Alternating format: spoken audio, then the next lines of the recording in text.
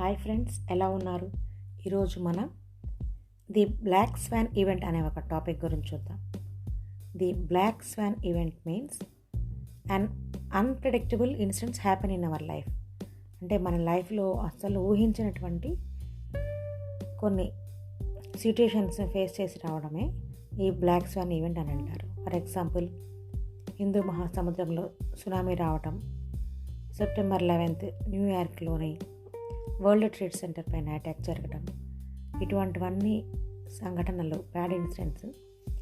దీనివల్ల ప్రపంచంలో చాలా ప్రాణ నష్టం, ఆస్తి నష్టం అనేది సంభవించింది. సో ఇప్పుడు ఇలాంటి ఇన్సిడెంట్స్ అన్నిటినీ ఈ బ్లాక్ స్వాన్ ఈవెంట్స్ అని అంటారు. ఇప్పుడు మనం ప్రపంచంలో జరిగేటువంటి పెద్ద విపత్తుల గురించి కాకపోయినా ఈ బ్లాక్ స్వాన్ ఈవెంట్ని ఒక చిన్న స్టోరీ ద్వారా చెప్తాను ఫ్రెండ్స్, ఓకేనా? రీసెంట్గా మనకి దీనికి బెస్ట్ ఎగ్జాంపుల్ ఏంటంటే, రీసెంట్గా మనకి ఈ సంక్రాంతి ఫెస్టివల్ అయిపోయింది కదా. ఈ సంక్రాంతి ఫెస్టివల్కి సంబంధించి ఒక వ్యక్తి ఒక కోడిపిల్లని తెచ్చుకుని పెంచుకున్నాడు. దానికి రోజు ధాన్యం, మంచి జీడిపప్పు, ఇలాంటివంటి మంచి పోషకమైన ఆహారాలన్నీ పెట్టి పెంచుకున్నాడు. చాలా ప్రేమతో పెంచుకున్నాడు. ఆ కోడికి అతను అంటే ఎంతో ప్రేమ. దానిని ఎంతో ప్రేమతో రోజు పలకరించేవాడు. ఆ కోడి కూడా ఆ వ్యక్తి అంటే అతనే తనకు ఒక అమ్మ, ఒక నాన్న, ఒక దైవం. అలా సాగుతూ ఉంది. కొంతకాలం తర్వాత సంక్రాంతి పండుగ వచ్చింది. ఆ వ్యక్తి ఇంటికి బంధువులు వచ్చారు. తర్వాత వారికి పలహారంగా ఆ వ్యక్తి ఆ కోడిని విందుగా ఏర్పాటు చేశారు. అప్పుడు కోడికి ఒక పెద్ద కత్తితో ఆ కోడిని పీకని గనక ఆ వ్యక్తి కోస్తూ ఉంటే తను ఎలా ఫీల్ అయిందంటే, తనకు తల్లి, తండ్రి, దైవం ఆయనే కదా, ఆయనే తన ప్రాణం తీస్తూ ఉంటే ఆ కోడి నిజంగా నమ్మలేకపోయింది. ఈ ఇన్సిడెంట్ కోడి యాంగిల్లో కనుక మనం ఆలోచిస్తే, తన క్షేమం కోరుకునే వ్యక్తి, తనకు భోజనం పెట్టిన వ్యక్తి, తనకు ఏనాడు హాని చేయని వ్యక్తి సడన్గా ఒకరోజు తన ప్రాణం తీసేస్తూ ఉంటే తను నమ్మలేకపోయింది. తన యజమానిపై తనకు అంత నమ్మకం అన్నమాట. ఇదే ఇన్సిడెంట్ని ఆ వ్యక్తి యొక్క యాంగిల్ నుంచి కనుక మనం ఆలోచిస్తే, కోడి పిల్లగా ఉన్నప్పుడు తెచ్చుకున్నాడు, ఇంటికి తెచ్చుకొని దానికి ఇష్టమైన ధాన్యం, మంచి పోషక పదార్థాలన్నీ పెట్టాడు, బాగా ప్రేమగా చూసుకున్నాడు. తనకి డే 1 నుంచి క్లారిటీ ఉంది, పండుగ బంధువులు వచ్చినప్పుడు దాన్ని విందుగా ఏర్పాటు చేయాలి అని, విందుగా వండాలి అని. అంటే కోడికి తన యజమానిపై ఉన్న ఎంత నమ్మకమో చూసారా? అందుకే అంటారు, గొర్రె కసాయవాడిని మాత్రమే నమ్ముతుంది అని. ఇటువంటి ఇన్సిడెంట్స్ని, అన్ప్రెడిక్టబుల్ ఇన్సిడెంట్స్ని మనం ఈ బ్లాక్ స్వాన్ ఈవెంట్ అని అంటారు. అర్థమైందా?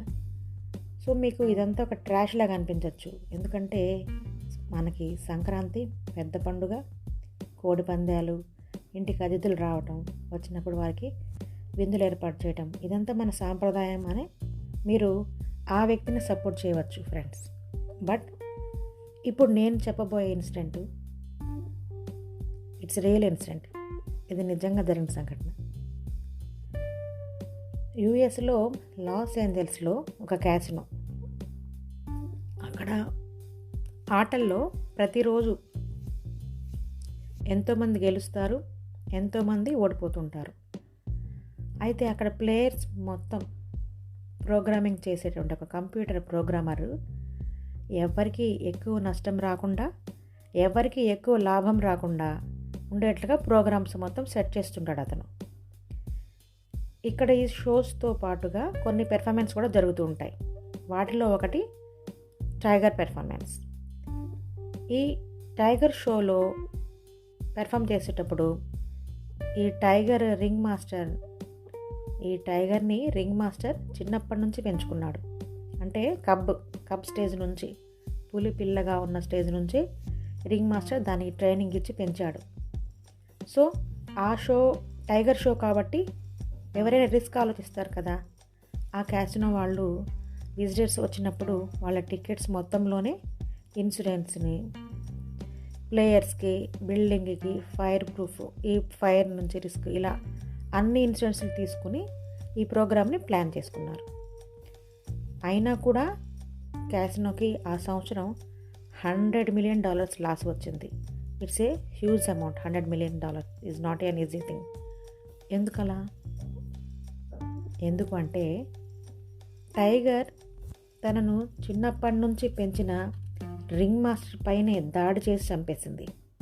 మరి ఇంత రిస్క్ మేనేజ్మెంటు, ఇన్సూరెన్సు ఇవన్నీ తీసుకున్నారు కదా, మరి వాళ్ళకి నష్టం ఎలా వచ్చింది అంటే ఈ మేనేజ్మెంట్ వాళ్ళు ఏం ఆలోచించారు? రింగ్ మాస్టర్ టైగర్ని చిన్నప్పటి నుంచి పెంచాడు, వాళ్ళిద్దరూ కలిసే ఉంటారు, కలిసే ఒకే రూమ్లో పడుకుంటారు ప్రతిరోజు. సో వాళ్ళు ఇలా జరుగుతుంది అని ఆ మేనేజ్మెంట్ వాళ్ళు అసలు ఊహించలేదు. ఇట్స్ అన్ అన్ప్రెడిక్టబుల్ ఇన్సిడెంట్ అనమాట. సో ఇక్కడ రింగ్ మాస్టర్ కూడా తనపై తను చిన్నప్పటి నుంచి పెంచిన పులే ఇలా అటాక్ చేస్తూ చంపేస్తుంది అని ఆ రింగ్ మాస్టర్ గారు కూడా ఊహించలేదు. సో కాబట్టి అతను ఇన్సూరెన్స్ తీసుకోలేదు. బట్ టైగర్, పులి మాత్రం తను పక్కాగా క్లారిటీతో ఉంది డే 1 నుంచి. ఓకేనా? ఈ కథలో కోడి ఆటలో గెలిచినా ఓడినా యజమాన్నే నమ్మి తన ప్రాణాలు కోల్పోయింది. బట్ పులి మాత్రం వేట అనే ఆటలో యజమానిపై తనే గెలిచింది. వేటే తన ఆట, వేటే. సో ఇక్కడ మనం చెప్పుకోవాల్సింది గెలుపా ఓటమా, ఎవరు ఓడారు ఎవరు గెలిచారు అని కాదు. మనం ఒక్కోసారి అస్సలు ఊహించినటువంటి, అనుకోకుండా జరిగే సంఘటనలు, సో ఇటువంటి అన్ప్రెడిక్టబుల్ ఇలాంటి ఇన్సిడెంట్స్నే మనం ఈ బ్లాక్ స్వాన్ ఈవెంట్ అని అంటారు ఫ్రెండ్స్. ఓకేనా? ఈ black swan event, next wild card, butterfly effect. Butterfly effect అంటే ఈ చిన్న కారణాలున్నా వాటి యొక్క ఎఫెక్ట్ పెద్ద పెద్ద ప్రభావాన్ని కలిగిస్తాయి. సో ఇవన్నీ కొత్త పదాలు. ఈ పదాల గురించి మీకు కుదిరినప్పుడు తెలుసుకోండి. ఇక్కడ ది బ్లాక్ స్వాన్ ఈవెంట్ అనే ఇన్సిడెంట్ అనేది ఈ story, this is a book actually written by, this book was written by Nassim Nicholas Taleb in 2007. I collected the total information from this book only. ఓకేనా? So మరొక మంచి టాపిక్తో మళ్ళీ కలుద్దాం. Until then take care, keep smiling. This is Tulasi Shivaratri from Beauty of Melody podcast, signing out. Thank you.